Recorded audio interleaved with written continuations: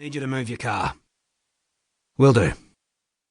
In the time it took Charlie to reverse and park where he wouldn't obstruct traffic, what there was of it in Menlo Beach, his father, now wearing trousers, polished shoes, a short-sleeved shirt and a tie, was stowing a briefcase and nodding goodbye from behind the wheel of his car. Charlie nodded back, felt the tension ease a little.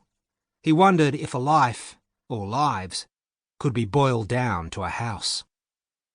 His surfboards were stored on a rack in the garden shed, but he opened the front door and stepped inside the house, needing to shake the sense of coming untethered from his childhood. Straight into the sitting room, a broad space with a kitchen at one end leading to a dogleg corridor and the rooms beyond. His bedroom, Liam's, his parents', a bathroom and laundry near the back door. All pokey. He felt rattled to see the sitting room so underpopulated. Just two mismatched op-shop armchairs on either side of the coffee table, which his mother clearly hadn't wanted. Books leaning sparsely on the shelves against the back wall. Encyclopedias, Tom Clancy, sailing manuals, cricket, and surfing biographies. Charlie's mother hadn't wanted those either. A card table where the dining room table once sat, with a straight-back chair pulled up to a bowl of mostly consumed cornflakes and the dregs of orange juice in a glass. Charlie rinsed bowl and glass at the kitchen sink as if to cling to a solid present. The way it is now, he thought. Gaps had opened in all their lives and the repairs were makeshift. No wonder his father rarely stayed down here these days, preferring to fill his time with work and his Paran floozy. That was Liam's word, floozy. Going for alliteration. Charlie quite liked Faye. She hadn't tried to impress him. She simply regarded him as her bloke's son. What did she think of 5 Tidepole Street? Had she ever been here? Charlie walked through to the master bedroom, then to the bathroom, looking for evidence that she stayed sometimes. He didn't find anything. Maybe she'd never been here. Maybe she didn't want to sleep with Garry Deravin on a mattress full of history.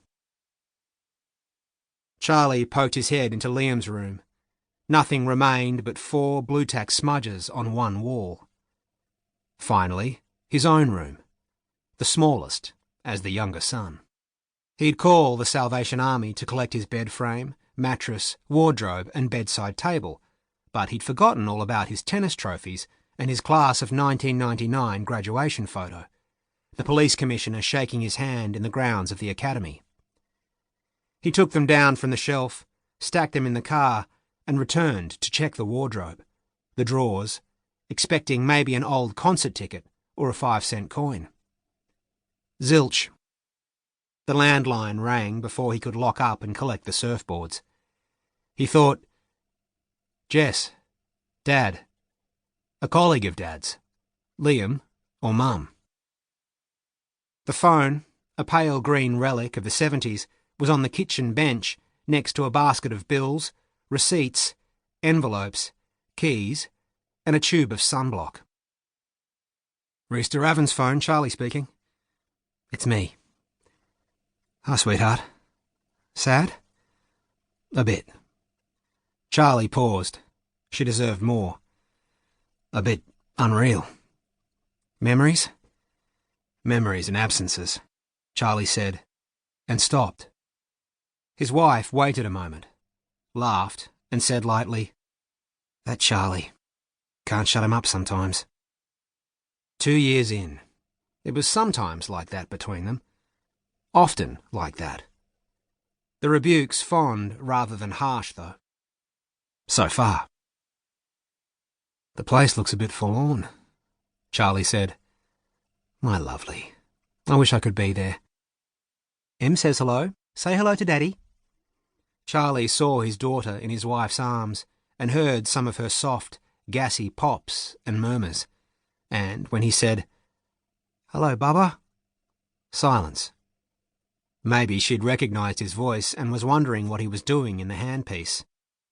It tickled him to think that. Then Jess was saying something about a stinky nappy, and they said goodbye.